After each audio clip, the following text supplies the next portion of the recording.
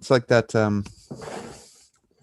comic where it's like polar vortex, and then on the BC side, it's like, oh, a cherry blossom. Look, I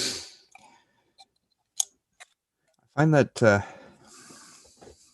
February lies though. Like it gets really warm for 1 or 2 weeks, and then it just gets really cold for the last time.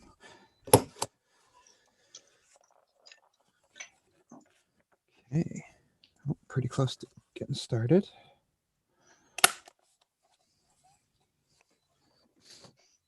Just a quick question for Brother Beckett. Are you riding on the new BMX track that's down there? It looks pretty nice. No, I can't fit it on. Can't fit it in.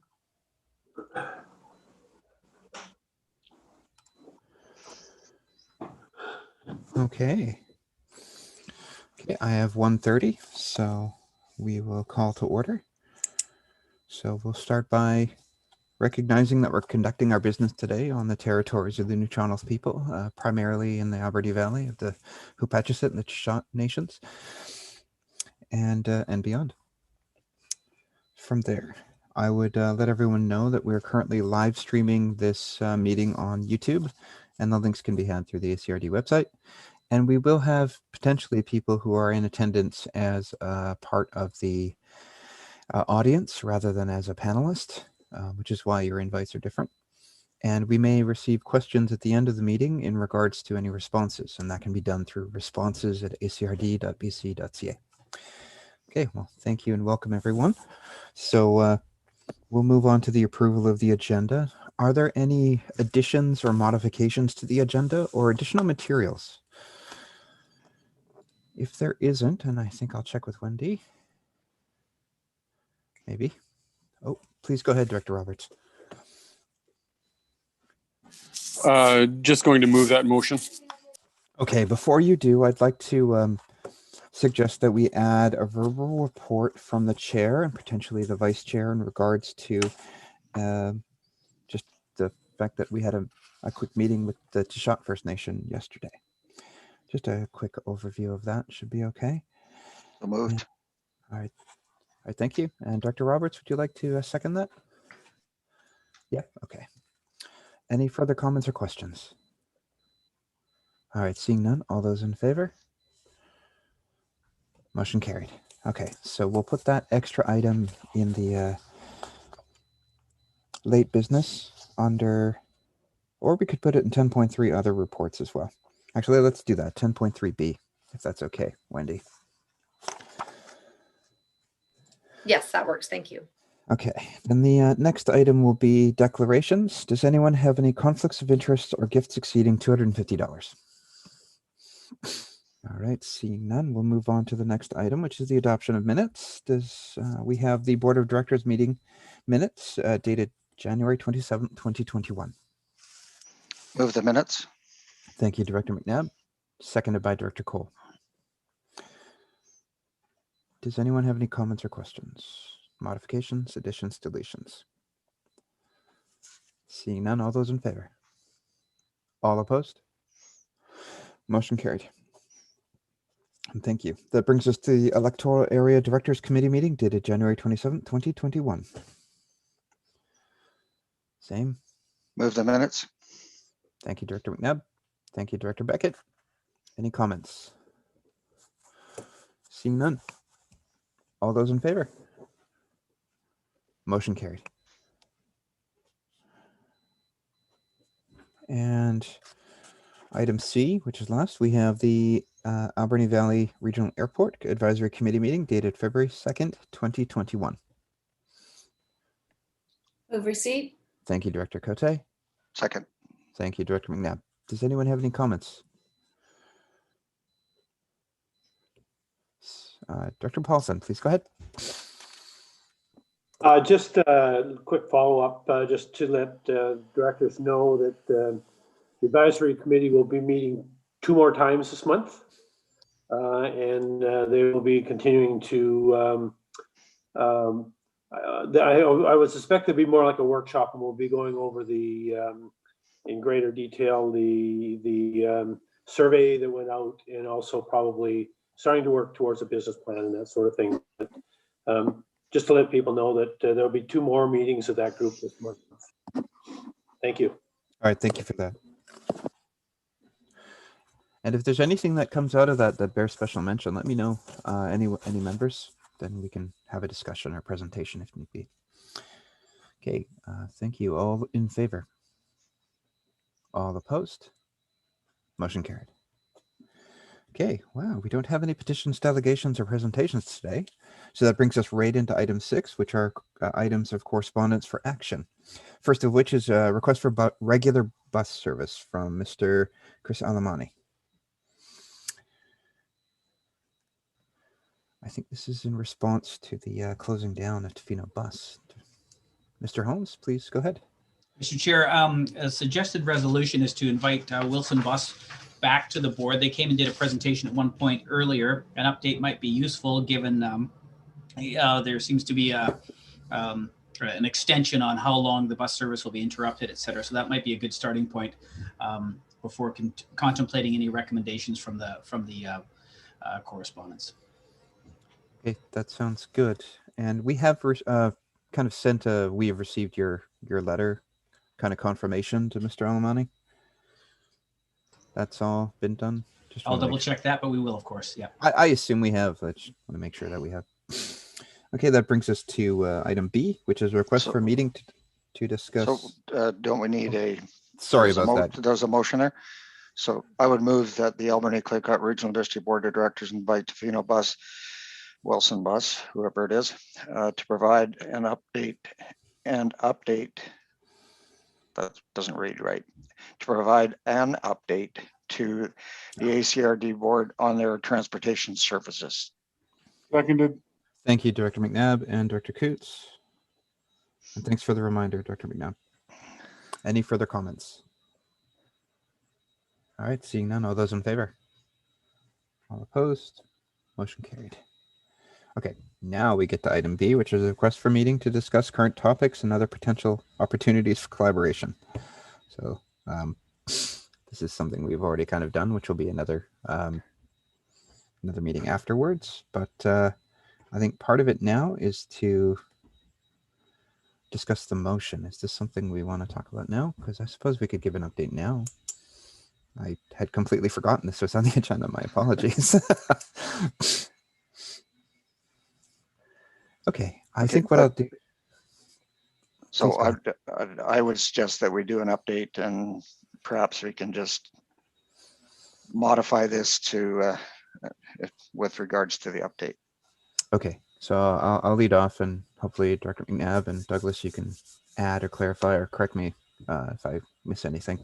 So we did have a quick meeting with the new Chief Counselor of the Shot First Nation, Ken Watts, Wamish, as well as another member of council and several of their staff and support workers. And we were able to have a quick conversation. It was only about half an hour, but we did cover enough space to kind of congratulate them on their election and ensure that we're moving ahead in a good way. Some of the first things that were mentioned, they graciously let me go first, so I listed off a few things that I felt were important. And we did note that we're trailing pretty far behind the city of Port Alberni in regards to them having a protocol agreement, and we don't. So that's something we'd like to quickly correct as time goes by. As well, we did mention that we were working with the UBCM and the Central Coast Regional District on pressuring the province to do something about First Nations not being directly involved in local government. We saw this as something that we could continue under this administration of the Shot First Nation and go from there. That was well received, and that was something that is seen as not necessarily the most urgent thing, but is still important. Moving on, we did talk about the landfill and our understanding and support for Shot's processes and their conversations that they do need to have with the province in regards to Big C or capital C proper formal consultation processes, and that we know that we have a place there, but it is a supportive place. And we did also talk about emergency preparedness, specifically. The first thing we'll probably embark upon with the new government is exploring the opportunities for the grants, the Fire Smart grant program. a lot of conversation was around a lot of good intentions, but making sure we set down plans and schedules for conversations. So one thing that Shot did suggest was that we commit to maybe having either a monthly or every other month or quarterly, depending on how it goes, check in with even just high up individuals like Douglas, myself, and Director McNabb. We did also talk about the importance of having a working group to work on specific items, because a lot of this does get technical and in the weeds, and especially when we're talking about preparing for fires and floods, especially with Tashot First Nation, there's a lot of things that need to involve our staff and their staff. We thought it would become natural to have a similar working group with Tashot that we had in regards to the landfill, but widen the scope to include more than just the landfill items, but we would have dedicated days or meetings for specific items. And that group would consist of, at the very least, myself, Director McNabb, and Director Cote. Director Cote for her adjacency and her constant conversations with Tashot First Nation individuals and leaders as time goes by. And we wanted to leave it open for a representative of the city, although I do know that you have your own protocols. We didn't want to step on any toes, and any staff that would be involved. We talked about a few other items, but that can be followed up in a written report, I suppose. I think what I'd be looking for is the congratulations, although I do believe that their elections are still moving forward with a by-election or something like that. So that makes it a bit awkward, but maybe we should do it anyway.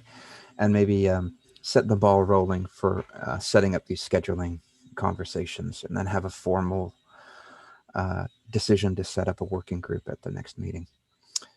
Dr. McNabb, did you have any addendums? No, I think you covered it pretty well. I mean, the main focus from my point of view was that we really need to have an ongoing, regular conversation with Tashot, and there's no way that we can solve our problems without meeting and discussing them and getting a firm idea of the problems each other face. So I would suggest that we look at a bi-monthly meeting starting next month, and that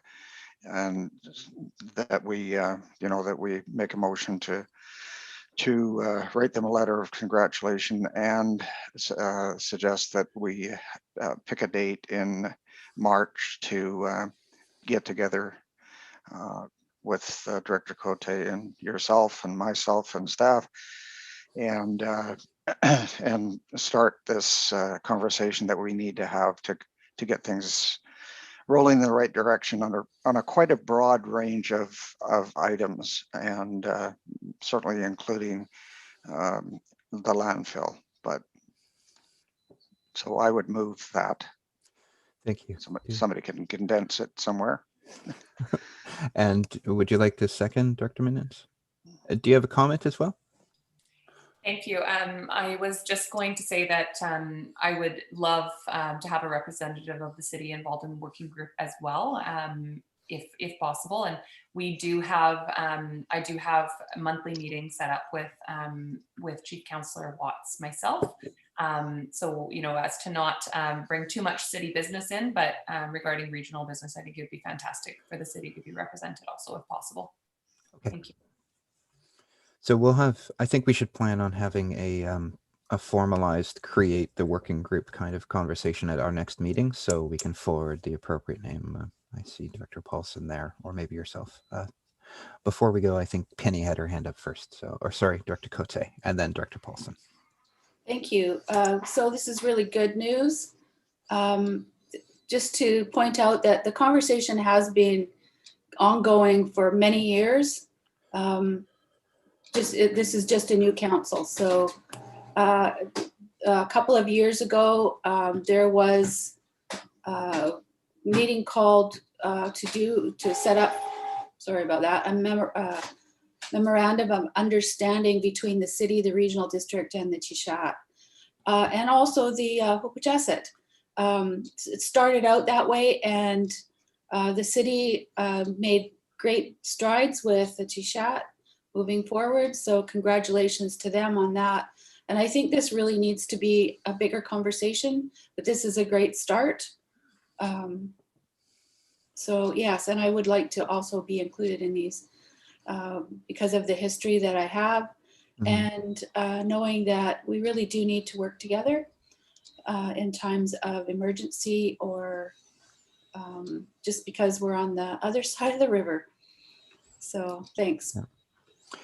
And I don't want to kind of state that we're trying to ghettoize the conversation. I would see this this working group as being the hub, and then out of the spokes and the rubber hitting the road are going to be when issues of specifics and technical aspects do come to staff, but more importantly, the Alberni Valley and Bamfield Committee, as well as the electoral areas directors committee as well. Anything that seems relevant should kind of flow onto there when that attention is needed. I do want to underline that we are well aware of the fact that there will be expertise amongst the board that will include and should be included when it comes to some of these more specific conversations. I have Director Paulson and then back to Director Cote. Just a couple points. I'll defer to the mayor with regards to city representation. I would be more than pleased or honored to help in that area if she deems that. So was there any discussion, and this might be just something that it only takes maybe half an hour, 45 minutes. In the past, we had arranged to have council to council or directors to directors meetings with general roundtable discussion, but also it was more of a get to know who's who in the zoo thing. If they only see 2 or 3 people at these meetings most of the time, they will think that that's all the people that are involved. But I'm just thinking maybe a short, because we're electronic, a short introductory thing where we can kind of go around the table. We can be introduced to their new councillors, and they can become familiar with the rest of this group, the directors at the regional district as well. I don't know if that conversation came up. I think for me, it would be worthwhile. I like to attach a face to a name, and just a thought out of courtesy that we could get together and welcome everybody to a common cause. I think that's a great idea, Director Paulson, and I do believe that Tashat did mention something like that in addition to like the more regular meetings, so that's something that we should look to. I would note, however, that I do believe that they're still looking for a chief administrative officer, and so we may want to hold off for our first big meeting to include both administrative and political leadership and go from there. Dr. Cote, please go ahead. Thank you. So at your meeting, was there any further discussion regarding Tashat having a seat at the regional district? Yeah, so that was that was actually the second thing that I had brought up myself. And there was definite interest in regards to continuing that ball rolling and having that conversation with the province and continuing on working with other First Nations and other local governments, probably through the UBCM, or have some sort of involvement there. There was definite interest in having real conversations. There was kind of a reiteration of the frustration with having an observer is good from a relationship standpoint, but then the incentives for that person, especially if they're an elected councillor, to show up when they can't meaningfully contribute, is seen as a bit of an obstacle, or at least a disincentive, when they're already having to do so much for themselves as it is. So from a capacity standpoint, they only have so many hours, and I think without being able to have that vote and have that access to information unfettered is something that is kind of noticed and is always kind of hanging in the back of the mind. So I think there's definite understanding that it would be much more useful to have Tashat and other First Nations, and they left that open as well, at the table, but they're also aware of the work that it'll take to make that change. That's definitely on the agenda, Director Cote, so thank you for bringing it up. I must confess I missed who else maybe wanted to speak. Is that okay? We do have a motion that Director McNabb and Director Minions had seconded. That incorporates some of the conversation about scheduling. So I think the only thing that we might want to just make sure that's well understood is that once the city identifies someone that they'd like to send along to come to these meetings, then we just incorporate them into our scheduling conversations as well, just by email or something like that. Okay, if there aren't any other comments, oh, go ahead, Director Shannon. Thank you. Just to elaborate a little bit on Director Paulson's comment, could the first meeting not be a bit of a meet and greet and then explain who might be sitting on the working group from there on out? Just a thought.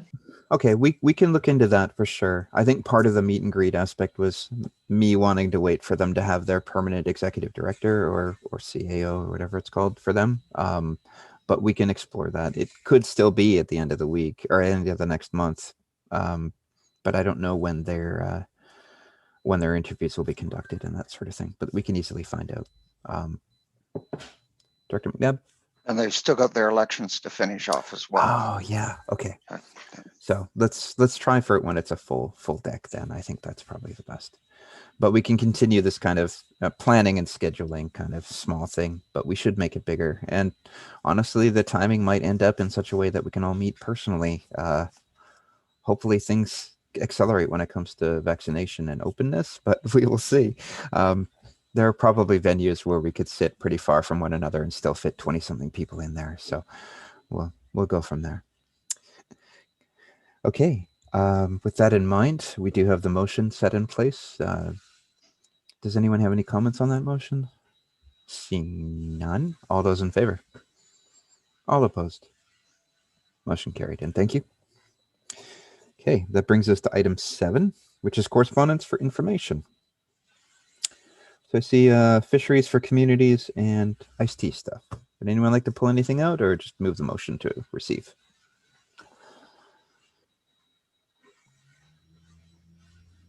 Mr. Holmes, go ahead. Mr. Chair, I just note that the board passed a resolution on the January 13th regular meeting of the board in relation to the Ministry of Agriculture letter, and the board resolved that that a letter be sent to asking DFO in the province of British Columbia to formally respond to the recommendations outlined in the letter. And so this, I think, goes some way to actually meet that intent in that they say they're working on it. Okay. Director Paulson, please go ahead. I believe that we're actually doing an inventory of commercial facilities or industrial facilities in the Alberni Valley or the West Coast here. On the second letter, with regards to an initiative to help attract tech companies to Vancouver Island, I wonder if it would be beneficial if we were to try and identify facilities, buildings within our region that would make a good match, so that if we hook somebody, we actually have a shovel-ready location or facility for them. Just wondering if it makes any sense. Okay, Director McNabb. So I went to a meeting probably a year and a half ago with Mr. Deacon and a bunch of other people with regards to this very thing. So I think that Pat has probably got that very list on his desk or in his file cabinet because that was part of the discussion along with the internet quality and a bunch of other stuff. But that sort of basic work, I'm sure, is done. So a good point, but I'm not quite sure how we have to approach that. Okay, thank you. Any further comments?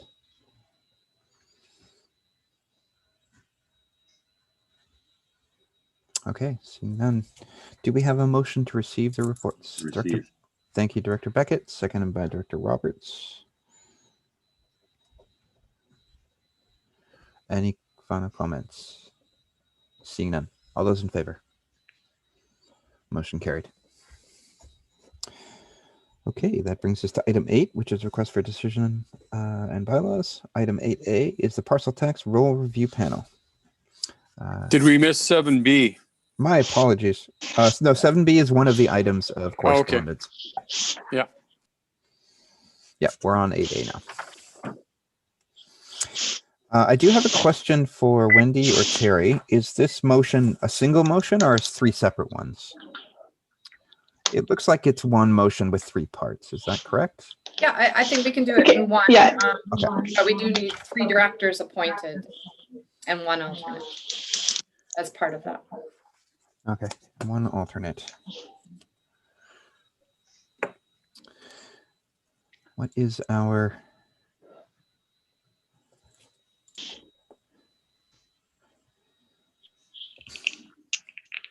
So I think the first thing is for folks to make... It should take very minimal time. We've only had, sorry. Yeah, I just think the best way to maybe go about It this... takes minimal time. You're kind of cutting out, Terry. You might want to turn off your video and just use your audio.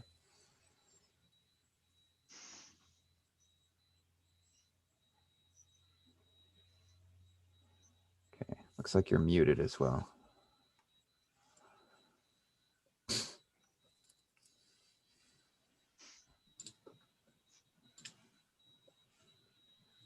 Okay, I think... Terry, did you want me to speak to it? So she's muted for some reason. Yeah, so this, okay. I think what Terry's trying to just say is that this meeting, it's usually a fairly quick meeting.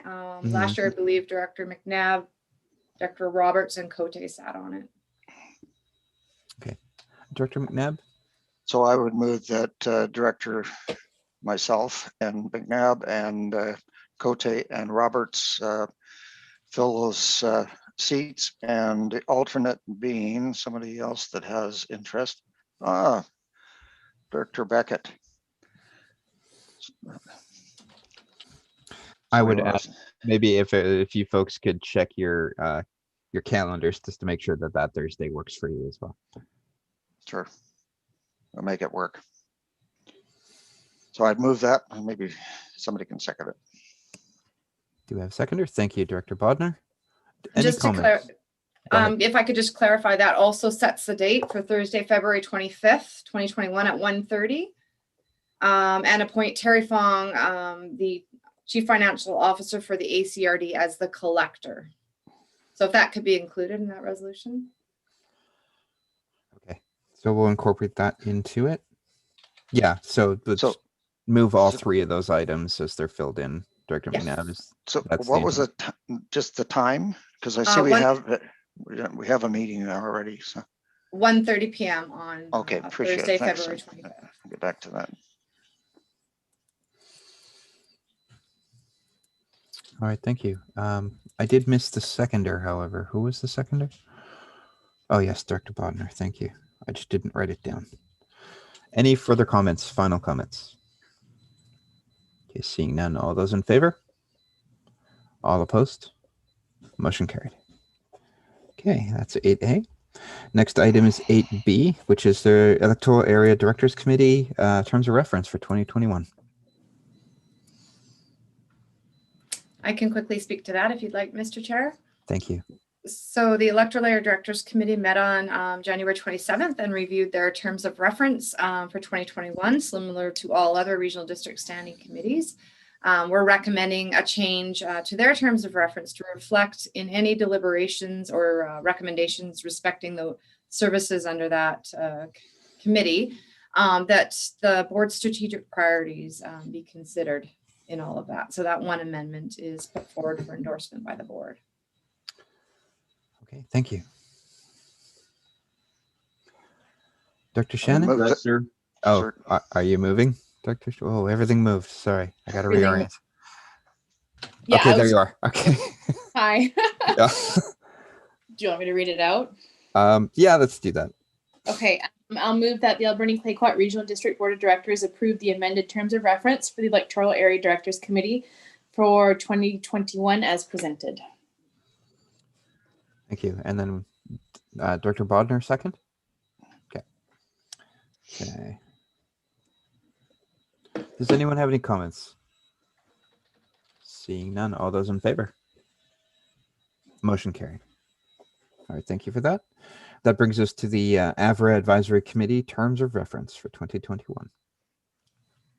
So, Mr. Chair, this committee met on February 2nd and underwent the same process. So, same amendment as the EA committee for consideration of an endorsement by the board. Okay, thank you. Dr. Cote. Thank you. I'll move that the Alberni Clayoquot Regional District Board of Directors approve the amended terms of reference for the Alberni Valley Regional Airport Advisory Committee for 2021 as presented. Thanks. Second. Dr. Paulson, thank you.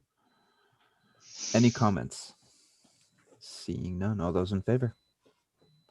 Motion carried. Okay, that brings us to the appointment to the Port Alberni Port Authority Dry Dock Committee for 2021. Great, I can quickly speak to this one as well. So this committee, the regional district has representation on it. We inadvertently, or staff inadvertently left it off the committee appointments that came for adoption by the board at the last meeting on the 27th of January. So I'm asking the committee to consider, or the board to consider appointing a committee or a director to this committee for 2021. Membership on this committee is Port Alberni Port Authority, the Hoopachiset and Seashot First Nation, City of Port Alberni, Chamber of Alberni Valley Chamber of Commerce, Canadian Maritime Heritage Engineering, or not Heritage, Maritime Engineering, and the ACRD. At the last meeting, Director Minions did recommend that this be a, the city already has representation that we consider electoral area director from the Alberni Valley to sit on this. Okay.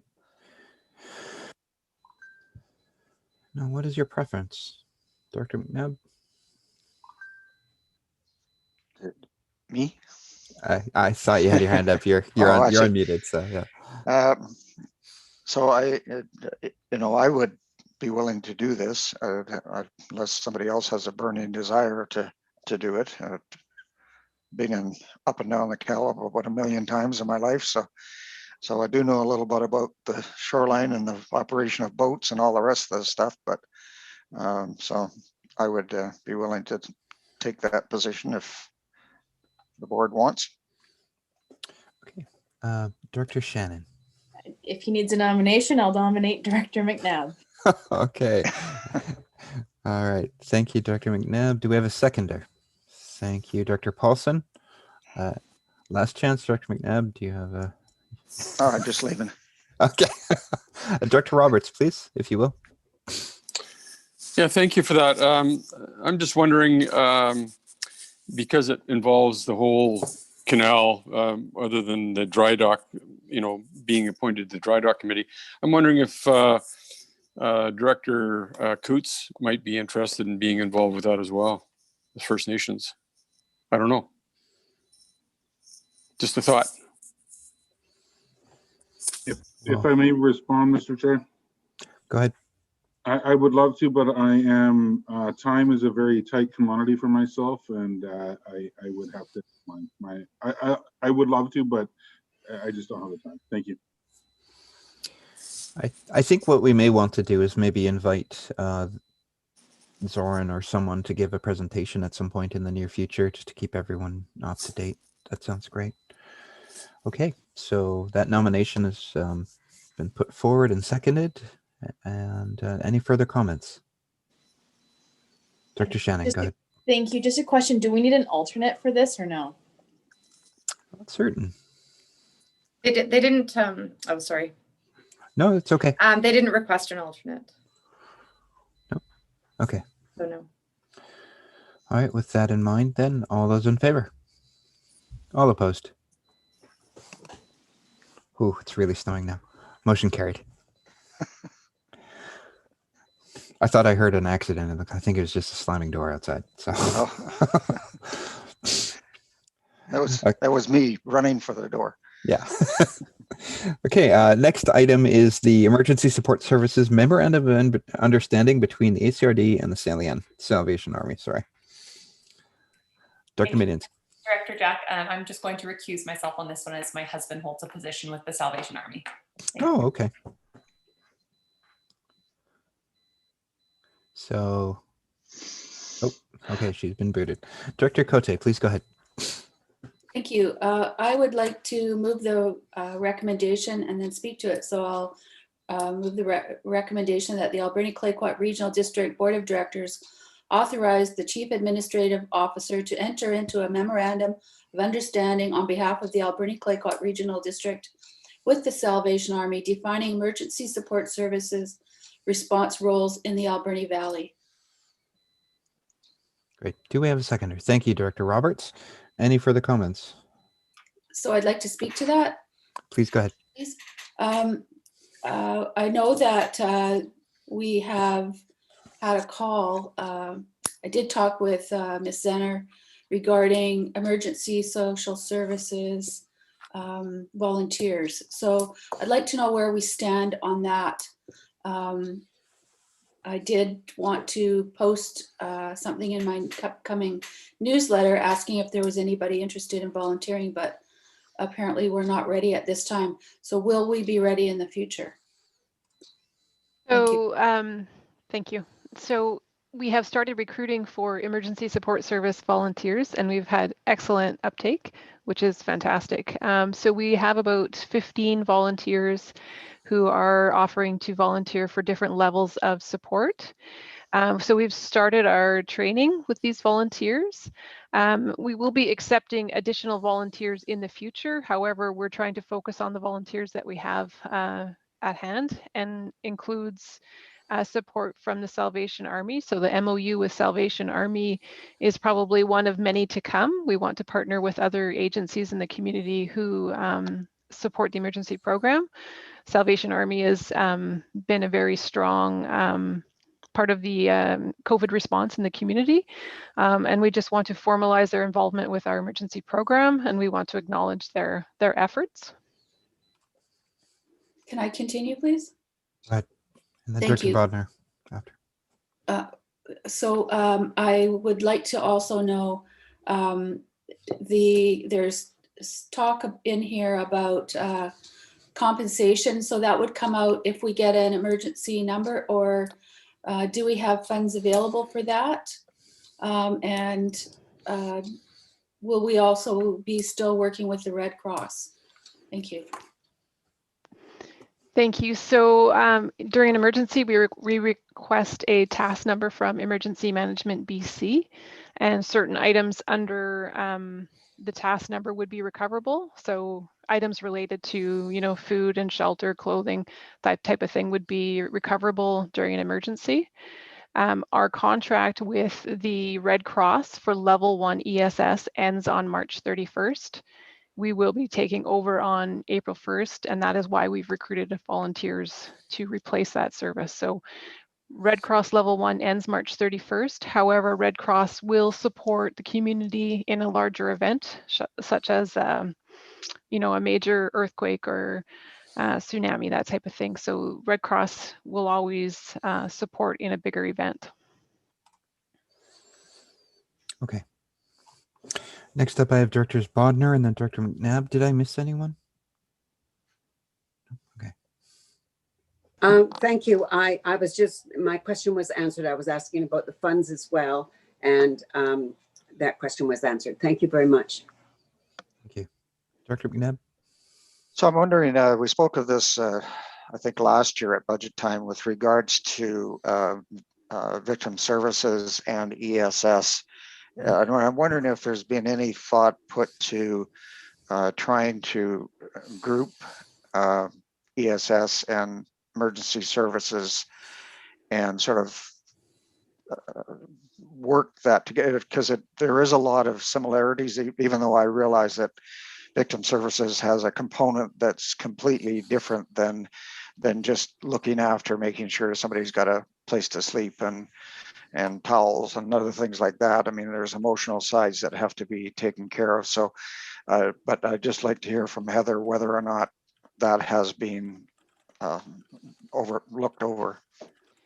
Yeah, thank you. When you brought that up last year, Director McNabb, we did look into that. So Victim Services does support people that have been impacted by a crime. So it's a slightly different than the ESS program, but the two are somewhat linked. I think ESS has a role in supporting victim services more than they have a role in supporting our ESS program.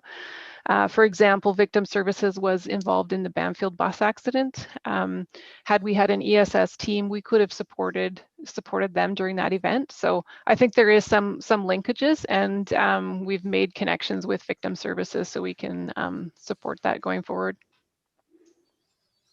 Thank you. Thank you. So I would move the recommendation then. I believe Dr. Cote already did. Oh, has that already happened? I missed Yeah, it. Thanks. and then Director Roberts seconded. Okay, Okay. but that's a good call to question. So all those in favor? All opposed? Motion carried. All right, thank you. Okay, that brings us to item F, which is the Avra lease lot 10. Please go ahead. Chair, yeah, so we're just looking to do some minor amendments to a couple leases that were recently approved by the board. One of them is for the SMR restorations to build an aircraft hangar. Originally, they had leased lot 9, which is adjacent to lot 16. They have expressed interest in having both of those lots. And the Formula Photographics, who was also looking to build an aircraft hangar and office, we're looking to originally lease lot 9, and they've expressed interest in lot 10. So this works well for all parties involved because we'll be moving Formula Photographics to lot 10, which then frees up lot 9 for SMR restorations to take over both of those lease lots. So revenues increase because we're now leasing one of the additional lots, and there's been no investment otherwise. So seems to be a good move at the moment. Sounds good. Thank you. Dr. Paulson? Just a reminder, could we bring Mayor Minions out of the closet? She's back. Oh, is she? Okay. Got back, thanks. And it's the penalty box, not the closet. All right. So we do have 2 separate motions here, just for folks. I think anything that starts with the word "that" should be treated separately. Thank you, Director Roberts. Please go ahead. I'd like to recommend that the Alberni-Clayoquot Regional District Board of Directors approve the amendment of lease lot 9, Formula Photographics at the Alberni Valley Regional Airport, to move to lease lot 10 at a rate of $1,529.78 plus GST per year, effective January 1st, 2021, for a 3-year term ending December 31st, 2024. Great. Do we have a seconder? Thank you, Director Paulson. Yeah, everyone seconds. This is a easy one, I think. Any further comments? Dr. McNabb, please go ahead. So I was just wondering, the plus GST kind of made me think that, so is there a property tax paid by on this lease? Like, do we expect the proponent to pay the property tax? I'm new to airports, and I'm going to ask Carrie to pop in if she can, or actually she's off the line. No, her computer blew up, so. Just to confirm. Doug? So, Mr. Chair, I don't know the answer specifically. We'd have to research that. My presumption is that there'd be a property tax element for anything that is a registered lease. For a non-registered lease, I'm not quite as clear on that. And this is a non-registered lease because it's under 3 years, or it's just 3 years. So we would have to get back to you on that. Okay. So I was just, and part of that is they're going to build a building. So, the lease, or there is going to be somebody's going to have to be picking up the property tax on it. I don't think the Alberni Valley Airport itself pays property tax. I'm not quite sure, but that's yeah. correct. My presumption is that they will be paying tax, but okay. I want to confirm that for sure. Thank you. Okay, thank you. Great. Are there any further comments?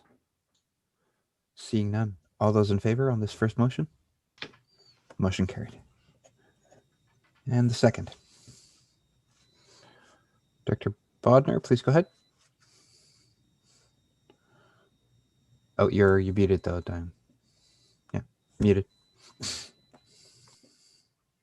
That the Board of Directors authorize staff to submit an application to the British Columbia COVID-19 Resilience. Done. Sorry, just go back one. It's just the second motion under F. So it's the one that says approve the amendment of lease lot 16. So just above it. Oh, yes, sorry. Yeah.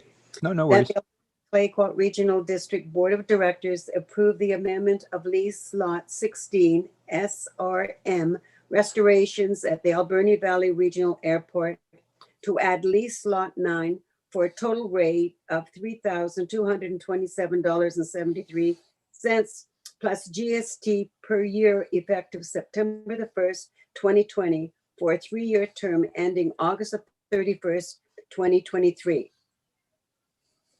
Thank you, Director Roberts. Any further comments? Okay, seeing none. All those in favor? All opposed? Motion carried. Okay, now that brings us to item G, which is the Resilience Infrastructure Grant Applications of COVID-19 Resilience Infrastructure. So these are two resolutions we're looking for the board. The requirements for the grant applications. The first project is for extension to the Lakeshore Trail in Sprout Lake, and the second is for a pedestrian bridge in Evergreen Park in the Beaver Creek area. We discussed these items along with all of the other parks and trails when we were discussing Community Works funding at the EA meeting. And we determined that these two projects were eligible for this COVID resilience funding. And so we've gone ahead and made the application for these two projects. Okay, thank you. I don't think I've ever been on the Lakeshore Path. I'm gonna have to check that out. Whoa. Okay. If I disappear, please, Director McNabb, please take over. Okay. Yes, sorry. That completely discombobulated me. Director Cote had her hand. Dr. Cote, please go ahead. Thank you. So I would like to move that the Board of Directors authorize staff to submit an application to the British Columbia COVID-19 Resiliency Infrastructure Stream in the amount of $140,000 for Area D Sprout Lake for the extension of Lakeshore Drive pathway. And it's beautiful. You should try it. Second. Thank you, Director McNabb. Any further comments? Director Cole and then Director Roberts.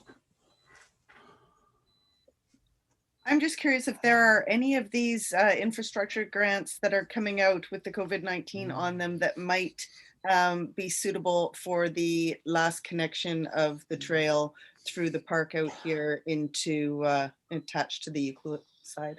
Oh yeah, that last kilometer or less than a kilometer, right? Yeah. Okay. Go ahead, Jenny. Through the chair. So we have made a grant application for this, for that extension. We put that in early January, and that was one of these COVID funds. So we're very hopeful that that project, it was kind of well suited, and it was the only one we put in for that. I can't remember the stream, but it was for COVID and for funding. Awesome, Jenny. Thank you. Do you know if the amount of the grant, if it comes through in its entirety that was applied for, do you know what that total is that I could report back to people who are curious? It was a lot. I will find the number for you. Okay.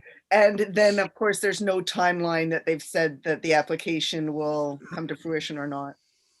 They did. I checked in with Michael, and they've now already extended that deadline. We were supposed to hear, I think it was last week, and we haven't, but they said that they will get back to us, and I think it's by the end of this month. So hopefully we'll find out soon. Awesome. Thank you. Great. And I have Director Roberts.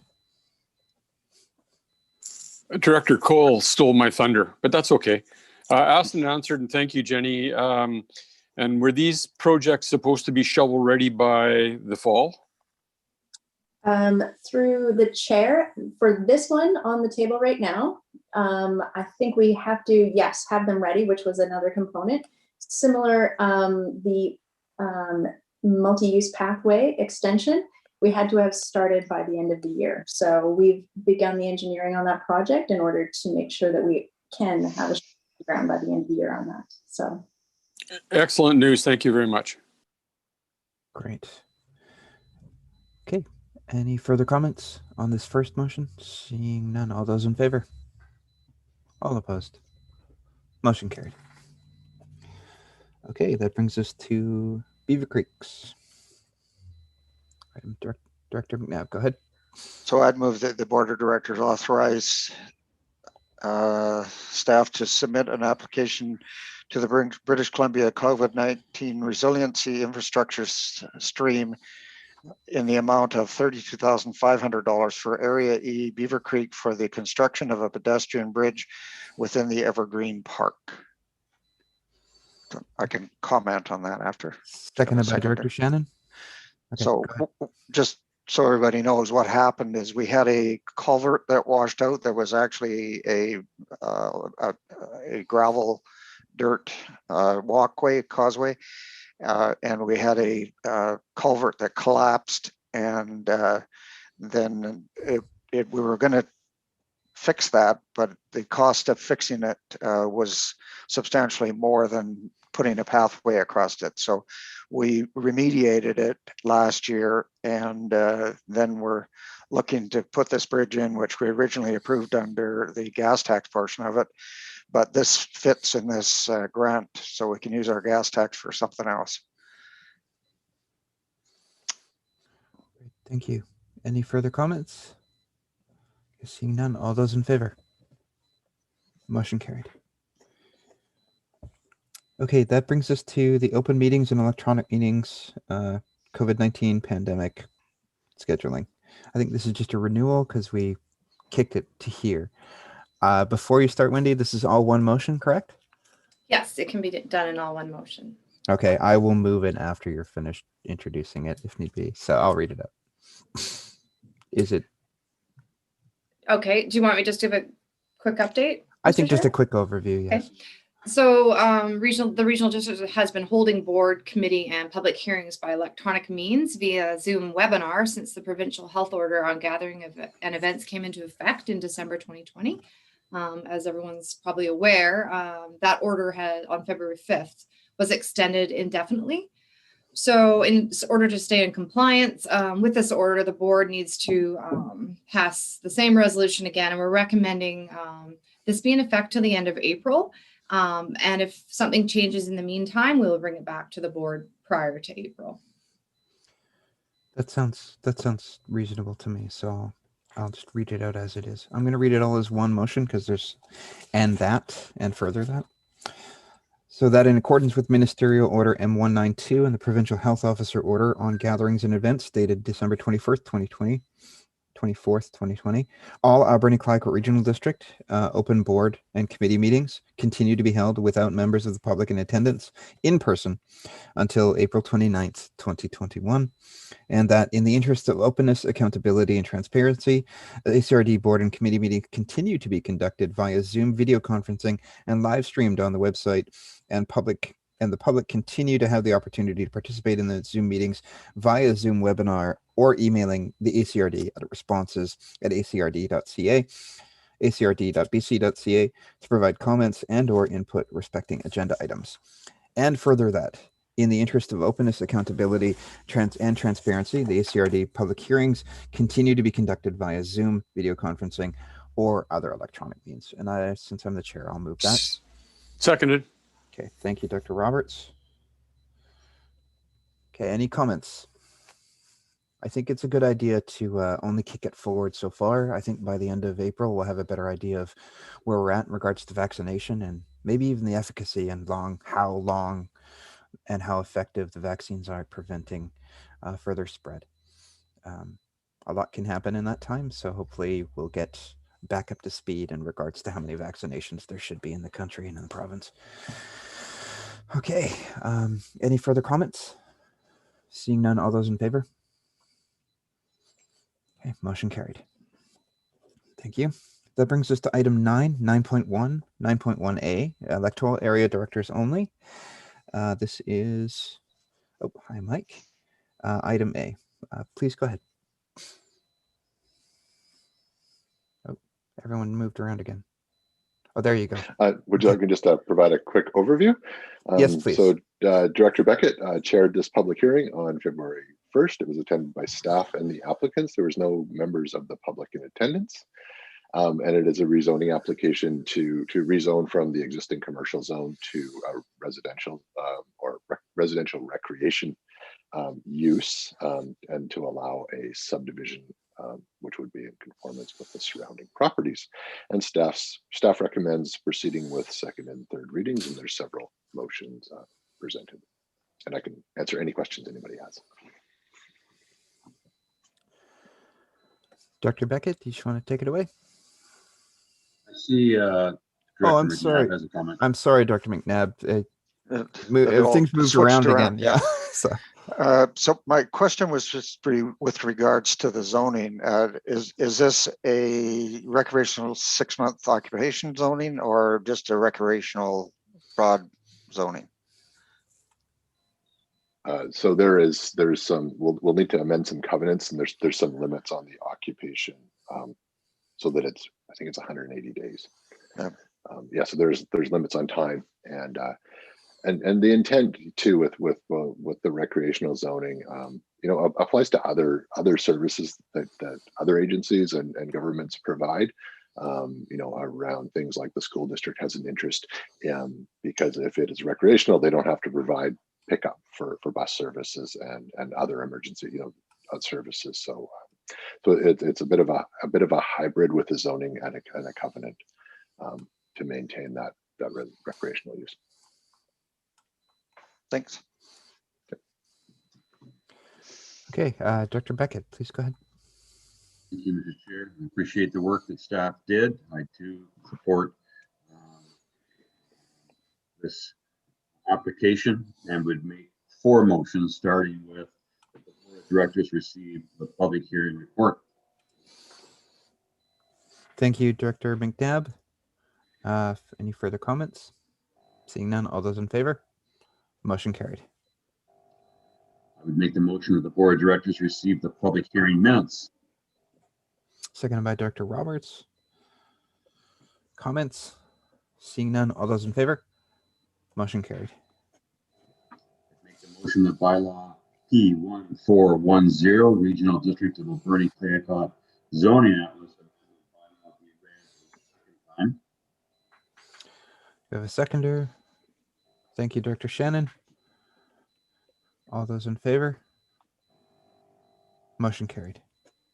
Thank you. And finally, the bylaw P1410 Regional District of Alberni Clayoquot zoning atlas amendment bylaw be read a third time. Thank you. And everyone, Dr. Roberts. Okay. Any further comments? Okay, seeing none, all those in favor? Motion carried. Okay, thank you for that. That brings us to item B. Mr. Erg, if you want to introduce this, please go ahead. So this is a development variance application in Salmon Beach. The applicants are requesting a variance to the front yard in order to maintain a 30-meter, 100-foot setback from Wendy Creek. And the APC met on February 2nd and supported the application. And again, staff recommend proceeding to the next stage of the variance application. And again, happy to answer any questions.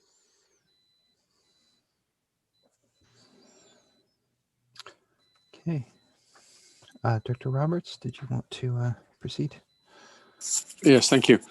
I recommend that the board of directors consider issuing development variance permit DVC 20009, subject to support from the Ministry of Transportation and Infrastructure, MOTI, to reduce the required 4.5 meter MOTI building setback from a public roadway. And further, that neighboring properties being notified as per Local Government Act S499. Thank you. Do we have a seconder? Thank you, Director Shannon. Any further comments? Seeing none, all those in favor? Motion carried. Item C. Sure. So another variance application, this one in Sprout Lake. So the applicants are requesting a variance to the front yard setback for an existing garage, and also a height variance because the intention is to remove the roof and add make an addition to the garage. This addition is not for living accommodations, and staff will be monitoring. If this variance goes through, staff will be monitoring through the construction and building permit process. This building did have a building permit, and in this area of Lakeshore Road, the actual road is situated on the, I guess, the far side of the right of way. So, you know, certainly the appearance and the distance from the physical road to the building appeared to meet the setbacks at the time. And I would note too that we have a planning review process in place now. This building permit was almost 20 years ago, sort of so that we, you know, have a much better chance of preventing these types of things from happening in the future. So, and again, happy to answer any questions. And the APC also reviewed and recommended moving to the next stage. Dr. Cote, did you want to? So I'll make a motion that the Board of Directors consider issuing development permit, variance permit DVD 20008, subject to neighboring properties being notified as per local government act S499. Thank you. And seconders? Thank you, Dr. Roberts. Any further comments? Dr. McNabb? Yeah, so one thing I was wondering about was the ability of that building structurally to be to stand a second floor. It was likely designed in the first place not to. So is there regulation for that, or is the building inspector had a look at it, or where do you go from there? Just not particularly this one, but if something comes up in the future. Yeah, certainly. Yes, and the building inspector will have to review that and you know, structurally the building itself and to ensure that the finished product meets the building code as it is today as well. So that is part of the review process. And the other thing that I was concerned about was the future use of the land that's behind this property and just the viewscapes that this may affect in the future. So I wondered if that was considered. Yeah. So, and I guess the property sort of going back immediately behind it is part of this parcel as well. And I don't think there's any residences, any additional residential property behind there.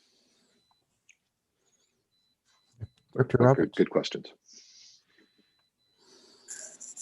So I would guess that there are a lot of properties along Lakeshore Road that are fairly similar in that their properties are divided by the roadway. With this added request for a variance to increase the height of their building or their garage, if you will, is that in close proximity, since it is in such close proximity to the lake, is there concern about flooding or anything like that? We'll review that, but as this would be the addition on top, you know, the part that's being added would be outside the flood zone. We haven't looked at it in detail on that, but it would be outside the flood zone, and we'll assess that at the building permit stage. Well, one would hope the second floor would be above this. Yeah. I'm talking about the whole structure. Yeah, we can do. I don't have that answer for you right now. Again, and we'll look at that from a code perspective. You know, it would be the new part of the building is what we would look at. So, fair enough. Thank you very much. Yeah. Director Shannon. Thank you. I just wanted to point out that on page 92, the plans, or it's showing the existing building versus the proposed renovations, it doesn't look like the height difference is going to be major compared to what it is now, if I'm looking at this correctly. And then I just wanted to comment on the fun language that I couldn't understand on page 93. If everybody has a look at that. I'm just going to page 93. Oh, I had an error come up.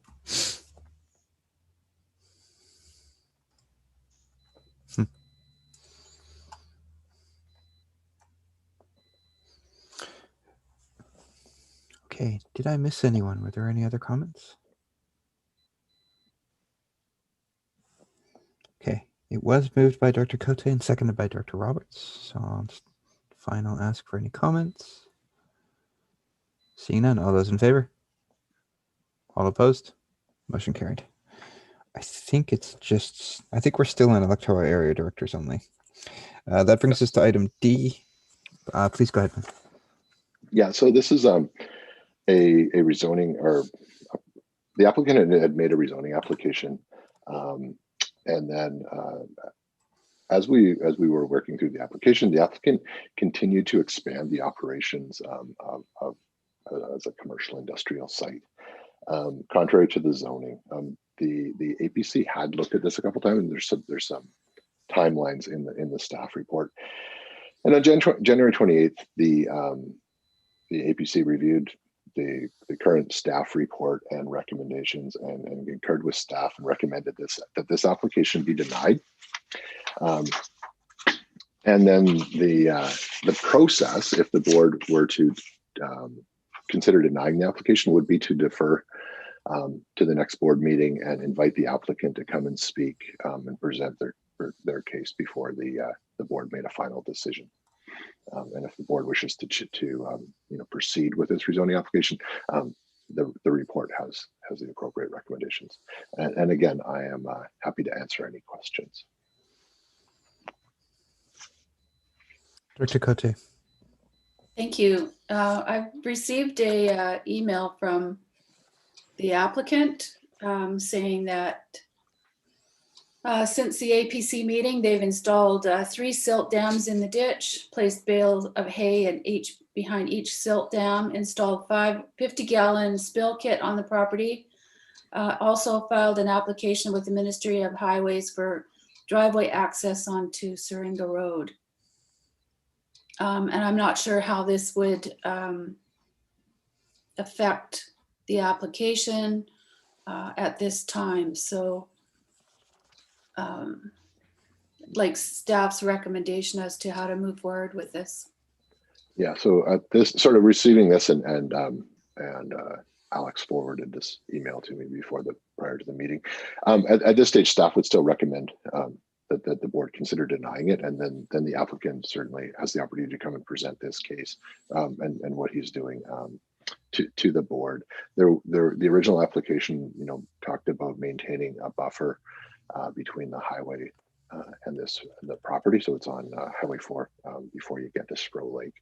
A lot of that clearing has been done. Certainly, a lot of concern about the scale and the amount of equipment that have been stored on the property, as well as the runoff that occurred sort of through the last rainy season, sort of before and after Christmas time. And it is just seems to have it has been expanded to a scale that does not seem appropriate for that area. And again, just would note that this was all done with a pending rezoning application. And so staff's recommendation is that to still proceed with denying the application and going through the process and defer and invite the applicant to come back.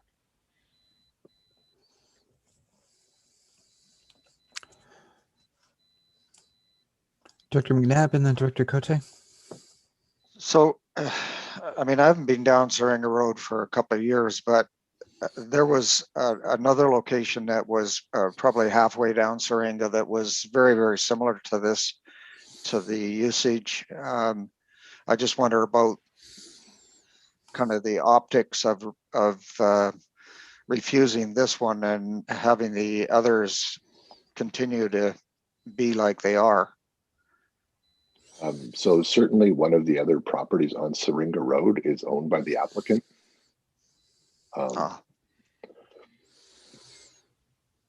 So I think the one you're referring to, Director McNabb, is also owned by the same person.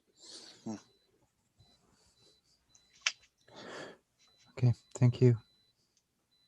Dr. Cote. Thank you. There is another property that is is not owned by the applicant. That had been a very big problem in the past.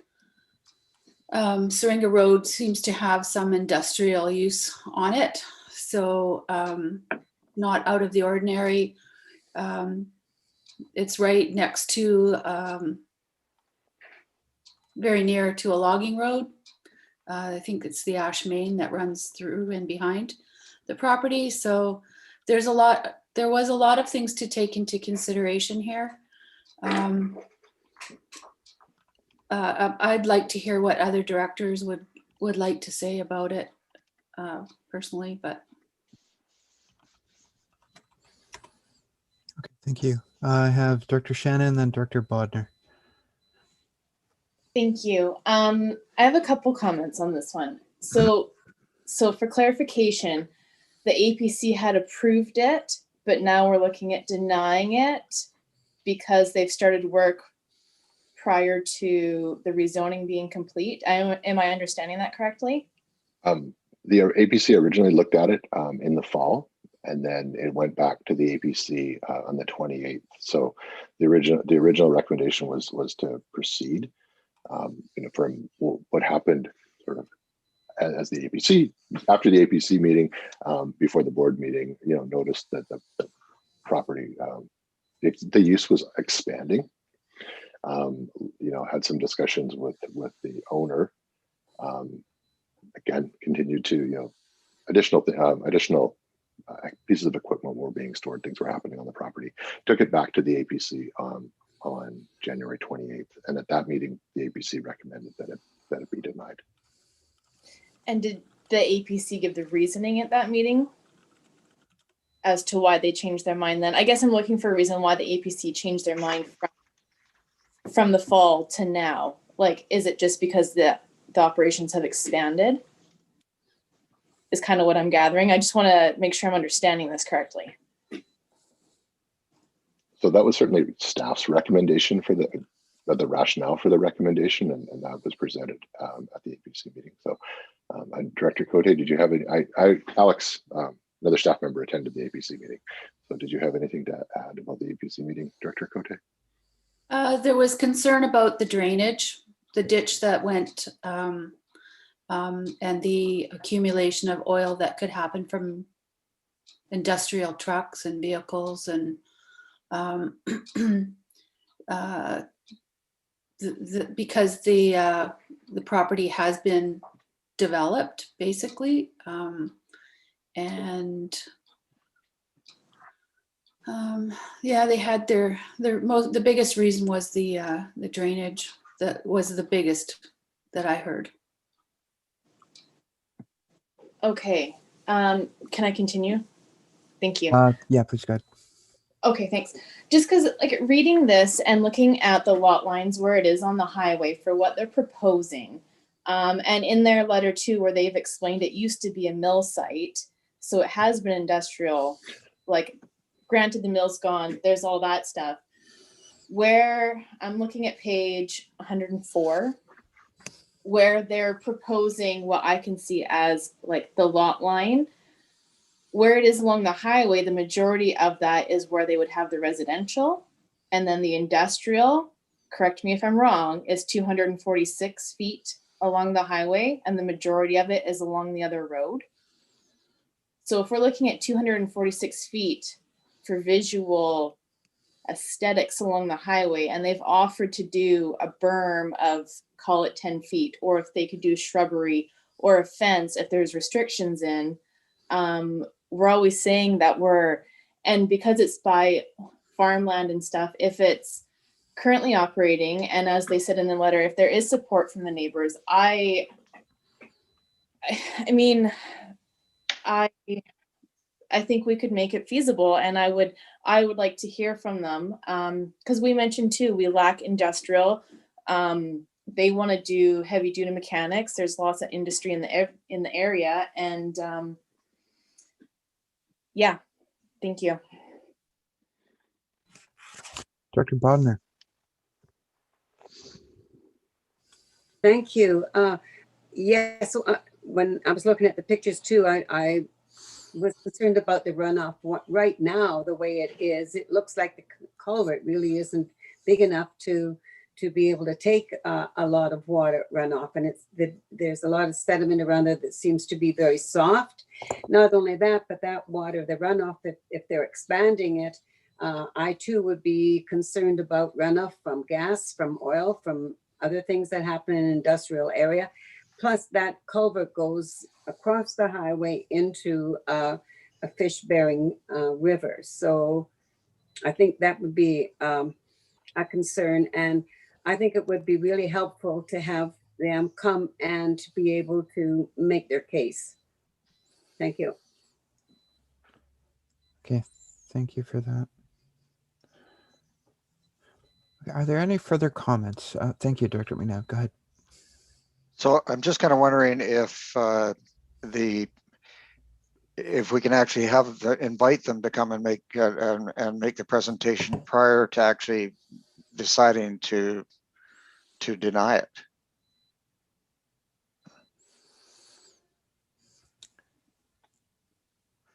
Go ahead. Yes, sorry. Yes to both. So the staff's recommendation and the board's policy would be, before making a decision, to invite the applicants to the next board meeting to speak, and we would put the report and everything that's here back on the agenda, and they would be, the applicants would have the opportunity to be a delegation. Thank you, Director Shannon, and then Director Cote. Thank you. I would really appreciate that. I mean, I completely understand where we're coming from. There has to be rules and regulations. Of course, water is always an issue. But if things like that can be mitigated, and if it's already there and has been there for what it seems like quite a while, I don't want to deny it now if it's something that we could make work and work with them. They seem to be eager to work with us on this. So yeah, thank you. I would love to hear from them. And as we approach this, this was some of the things we had looked at initially. While we were working through the rezoning application process, they expanded the operations contrary to zoning. They removed the area that they were proposing as their buffer, and then we saw significant in some rain events.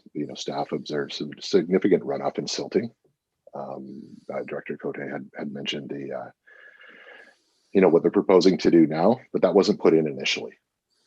So these things are happening without a berm, without bales in place. So the water was running through into the ditch, into the Sprout River.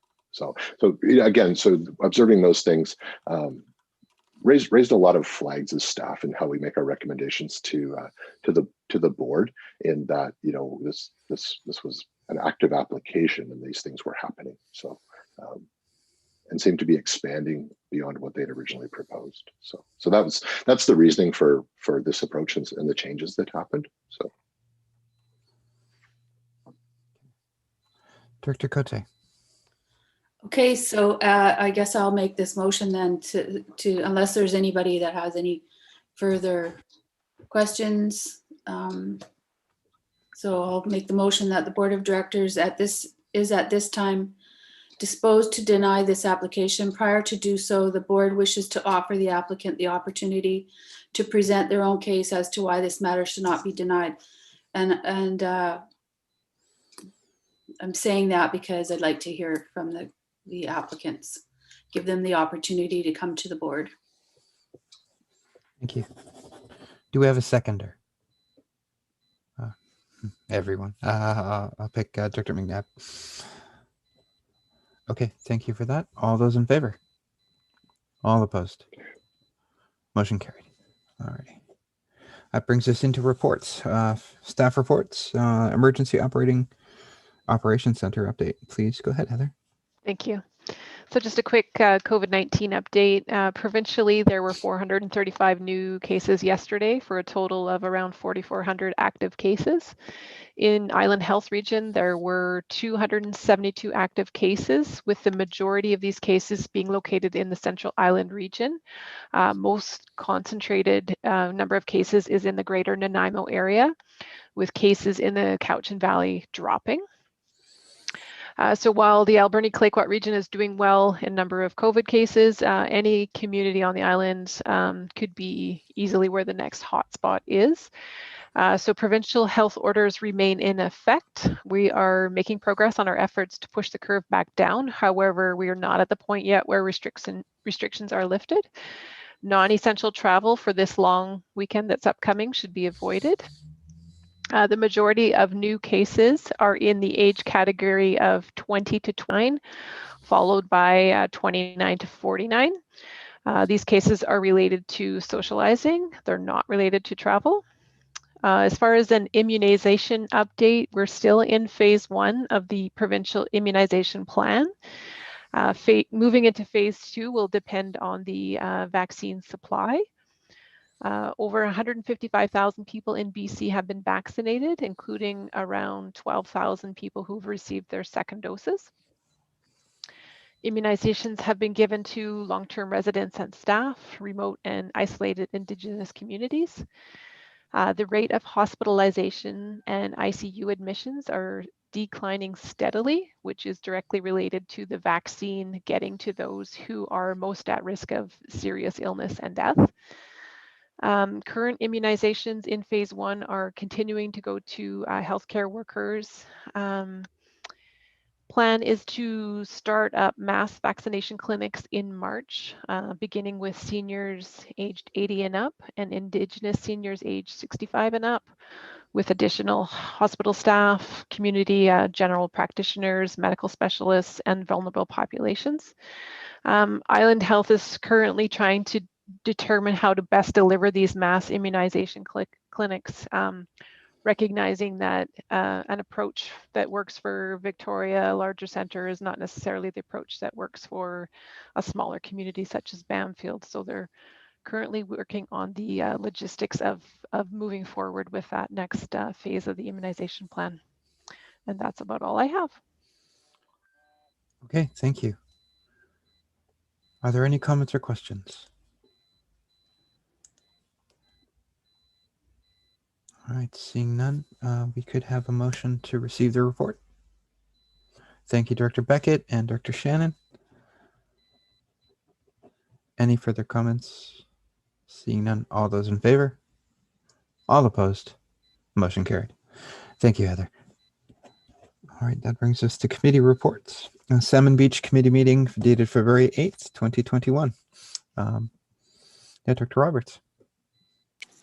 Yeah, through the chair. This meeting was well received by committee members there, and that was some pretty good discussion on the issues, the Salmon Beach sewage system upgrades and the letting of maintenance contracts, which most of the information was in camera. So, but I just wanted to say that staff has done a tremendous job. Jenny, tremendous amount of work done on this, and very well appreciated by all committee members. And that's it.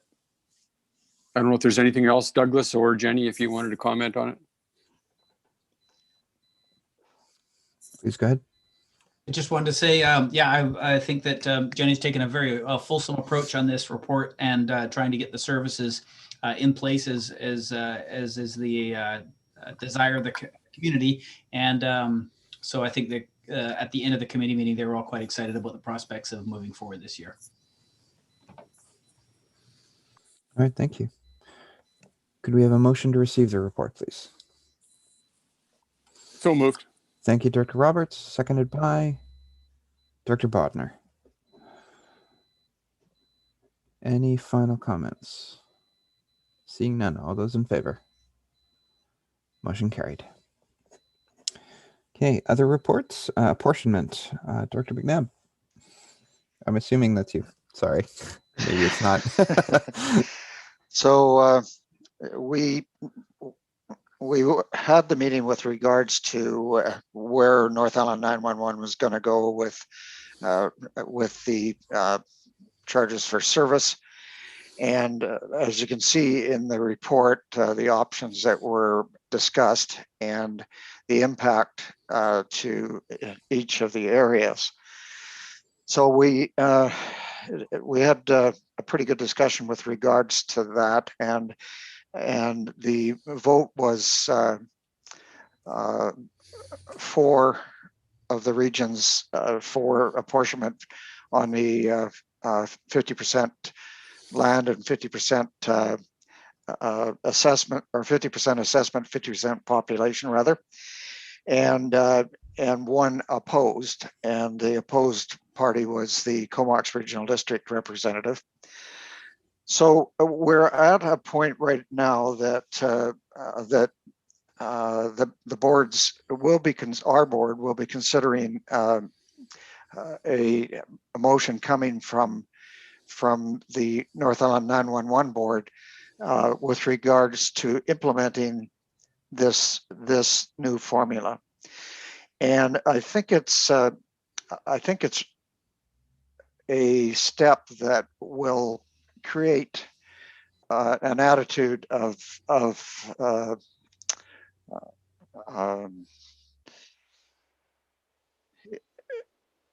inclusion and of understanding of the districts that have this issue with regards to the very high assessment value, like the North, the Nanaimo North is $15 billion as opposed to our assessment in Alberni Clayoquot of $7 billion.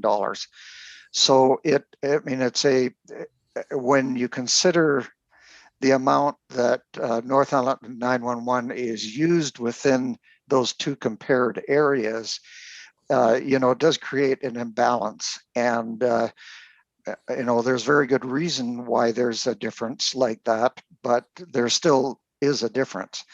And so North Nanaimo actually voted in favor of moving to this formula versus moving to the ones that include the call based assessment. And so I was quite pleased with this outcome. And as long as that we continue and go down this path and seal this arrangement, I think it's realistic and collaborative, and creates an equity that should keep everybody happy for some length of time, if that's possible. But I don't know if anybody's got any questions or comments. Or the good news is I'm not sitting in an open meeting at a table, so nobody can actually throw their glass at me or anything.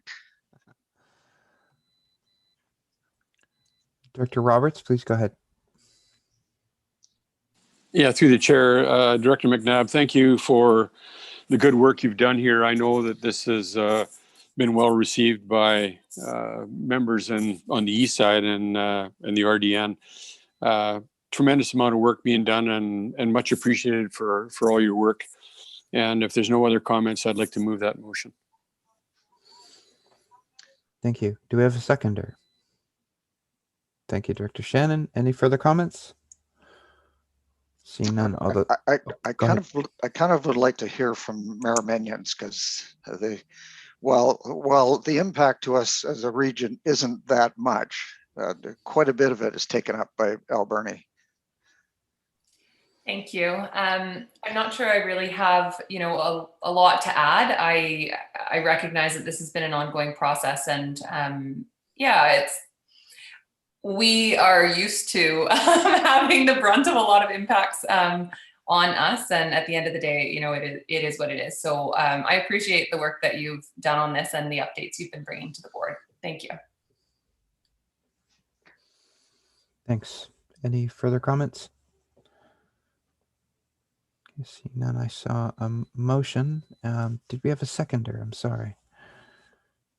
Dr. Bodner. Okay. With that in mind, all those in favor? Motion carried. Okay. All right. I think that ends up bringing us to question period. I'm wondering, Wendy, if we have anybody with any questions. We lost our attendee. That's correct. Mr. Chair, we do not have any questions or comments from the public respecting the meeting today. Okay, if we could recess the meeting to go into the regional hospital district meeting. Need a motion for that. Thank you, Director McNabb, seconded by Director Roberts. All those in favor? Motion carried. Okay. All right, we are in recess. Please go ahead. Okay, I would like to call this meeting of the Alberni Clayoquot Regional Hospital District to order and recognize that we are meeting, our offices are in the traditional territories of the Hipetchisitt and Tishat First Nations, and that we're scattered all over Vancouver Island, and recognize our presence in various other nations. And I'd like to ask for a approval of the agenda. Seconder there, Shannon, Director Shannon. Okay, anything else to add to the agenda? No, all in favor? Okay, thank you. And adoption of the minutes of the January 13th, 2021 meeting. So I'd make. Oh, second.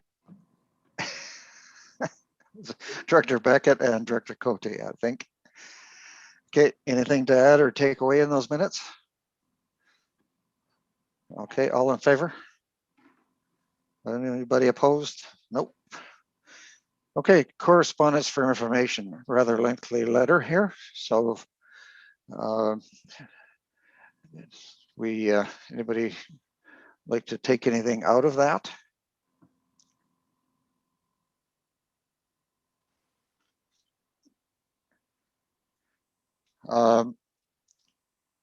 Maybe have we still got, no, we don't have.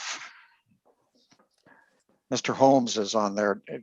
The capital projects and equipment portion of this, have you got any comments with regard to that? Well, Mr. Chair, not specifically at this time. Where we are at the hospital district budget is we have a provisional budget in place, and so the board will be undertaking the final financial planning process for the hospital district in the coming weeks.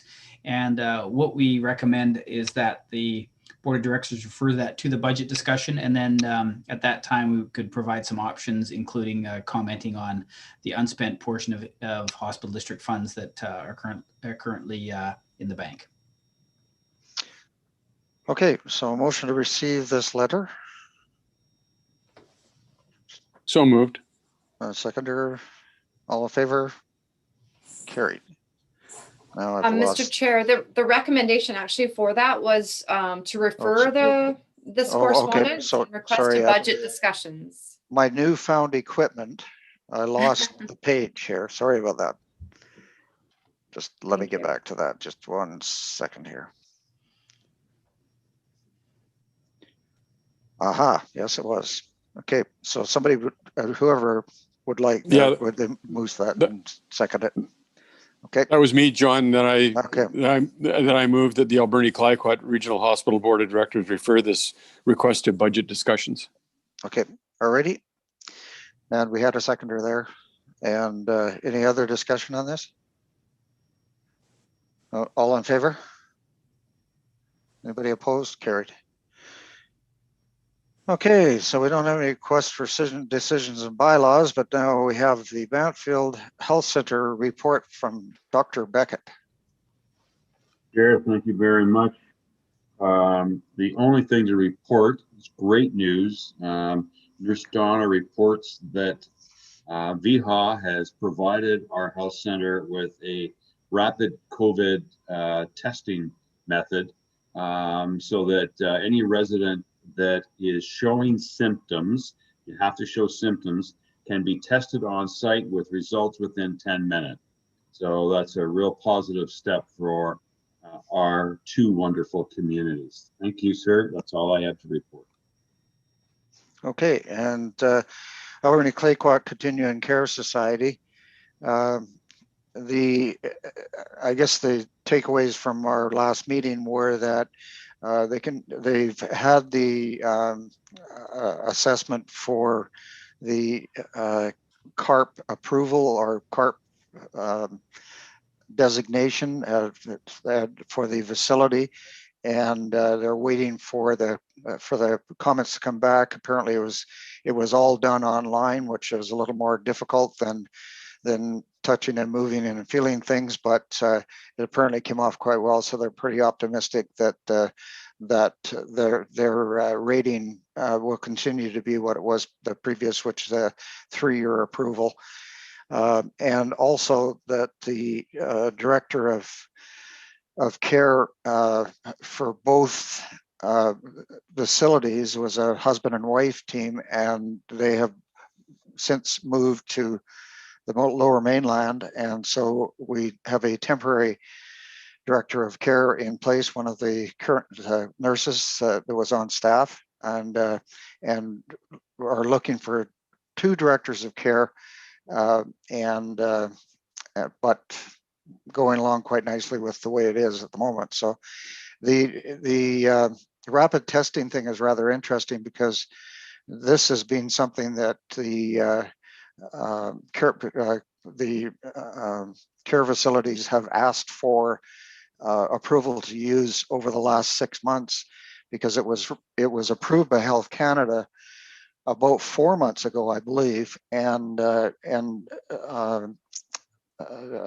province didn't recognize it as a effective tool. So to have them actually step in there, Fir Park and Echo actually have these units in place, and if that's going to be what's happening, they're allowed to use them. That's going to be a great thing particularly for staff coming in and can be assessed in 10 minutes instead of a day and a half. So that's that. Director Paulson might have something else to add. He keeps like pages of minutes, I know.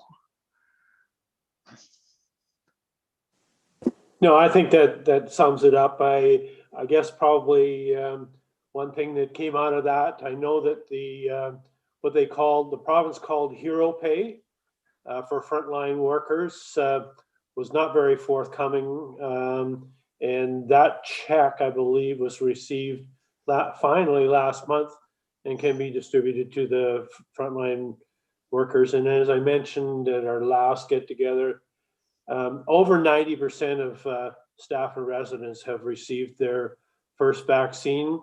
Vaccine delays will delay the second or the follow-up shot for up to 42 days. I'm not sure what the original follow-up was supposed to be, but other than that, I think they're managing to work through single facility employee scheduling, which really created some headaches, I think, early on, but staff has worked through it. Used to be able to fill in before COVID, drawing staff from one or the other facilities, but you cannot do that right now. I can't think of anything else, John. All right, thank you. And West Coast Native Healthcare Director. Oh, Director Cody was leaving. Oh, she's back. Yay. I'm here. No report. Okay, thank you. Tofino General Hospital. Director Stern. Yes, thank you, Chair. Yeah, just quick updates around the site itself. That the electrical upgrades are continuing. The trauma bay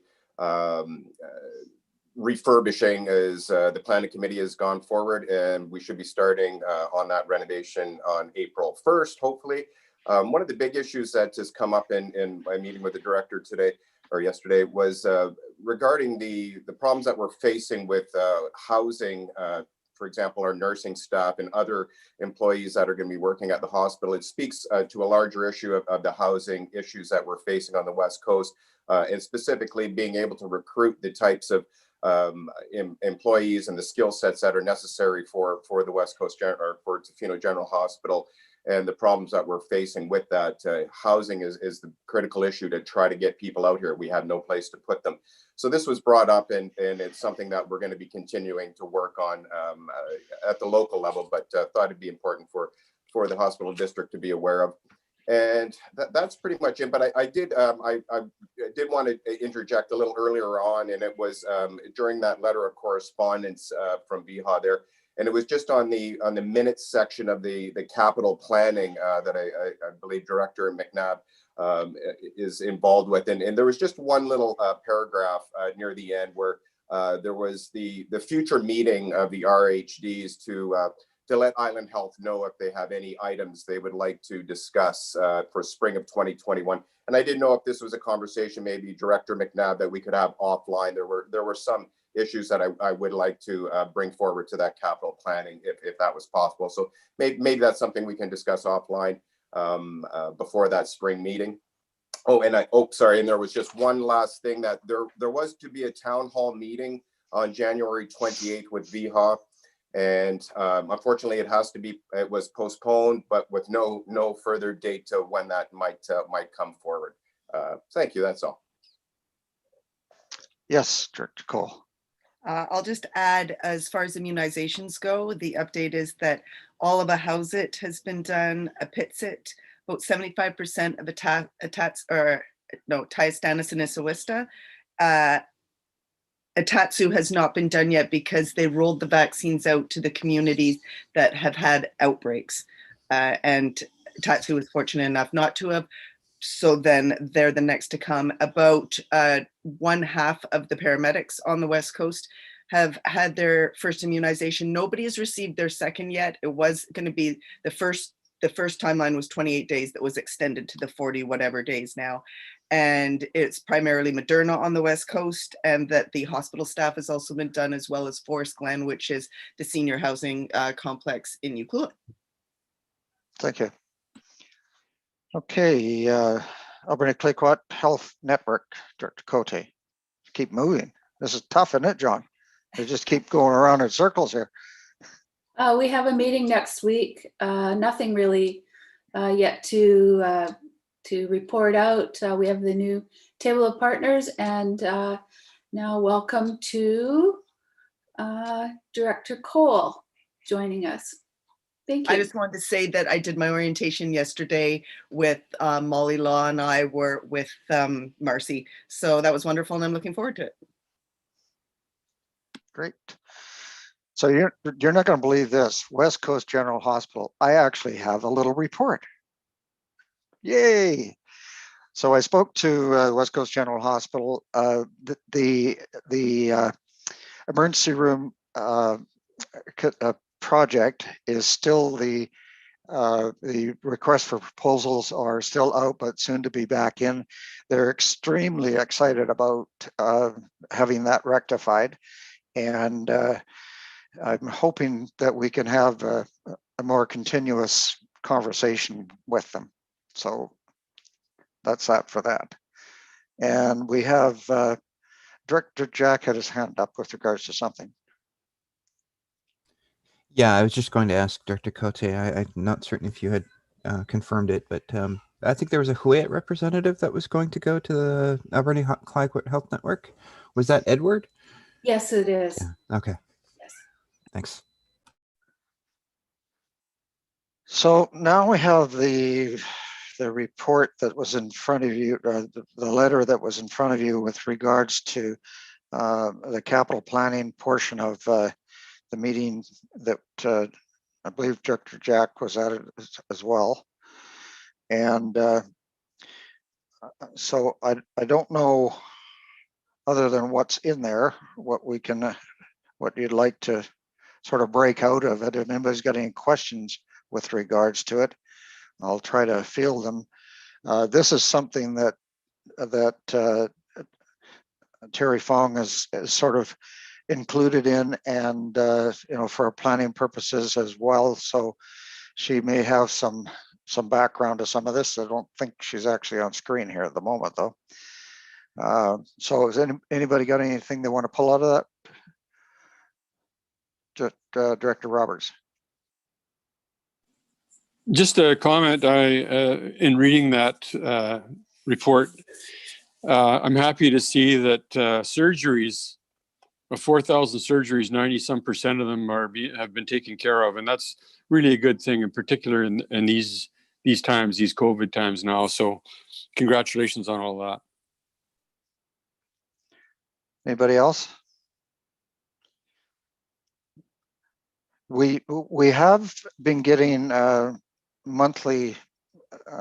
Last week we had a brief meeting, Chair Jack and myself, with Island Health, just an update. And what they're doing is actually informing us the day before they release the information. So it really doesn't give much to report, because by the time we go to report, it's already reported. But the communication level, I think, is a little better than it has been in the past, and they're a little more receptive to the input that the discussion is that we're bringing across the table. So I think that's a good thing. I think we can, take things like the Tofino Hospital and the Aquila Care Center forward in a kind of a more timely fashion. I think we're going to, in the short term, I think that discussion will continue, and we should be able to see progress.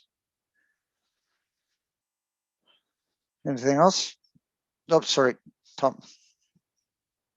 No, thank you, Chair McNabb. Yeah, it was one of those that I had flagged out in terms of those. We've been in these discussions now with Island Health previous to my being on Tofino Council.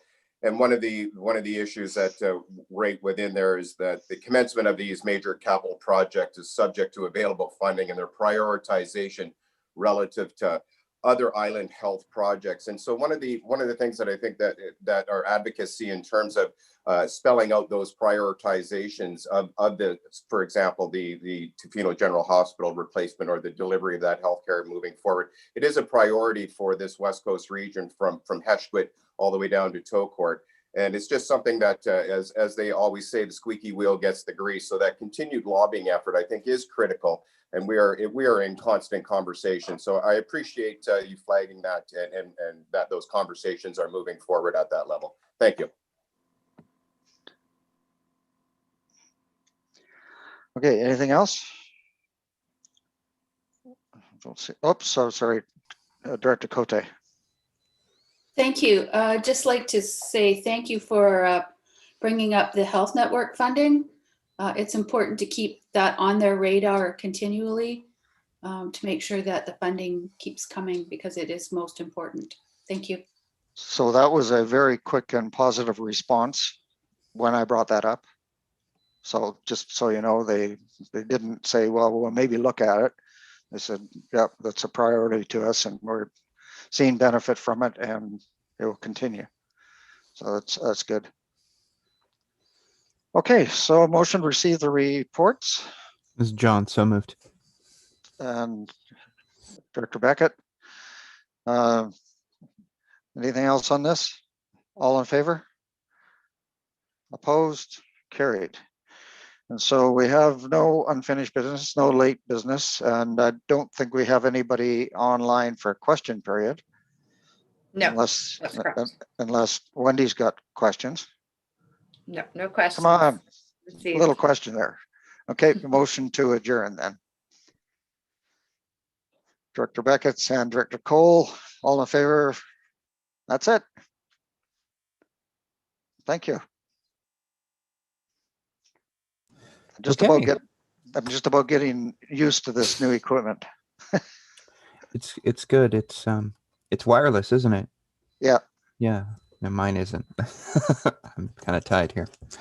Okay, so we're reconvening at 3:17, and before we go in camera, I just want to check with Wendy. Are these three items the only three items for going in camera? Before I read them out. Yes, that is correct. Yeah. Okay. So I will move that we will close the meeting to the public as per the community charter under sections 91A, personal information about an identifiable individual who holds or is being considered for a position as an officer, employee, or agent of the regional district or other position appointed by the regional district. Item 2, 91J, information that is prohibited or information that if it were presented in a document would be prohibited from disclosure under section 21 of FOIPA.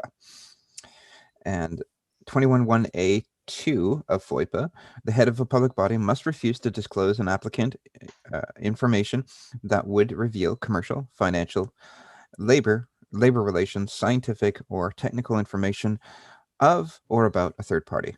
And then item 3, 91K, negotiations and related discussions respecting the proposed provision of a regional district service that are at their preliminary stages and that, in the view of the board, could reasonably be expected to harm the interests of the regional district if they were held in public. And I will move that. Do we have a seconder? Thank you, Director Johnson. And any further comments? Seeing none, all those in favor? Motion carried.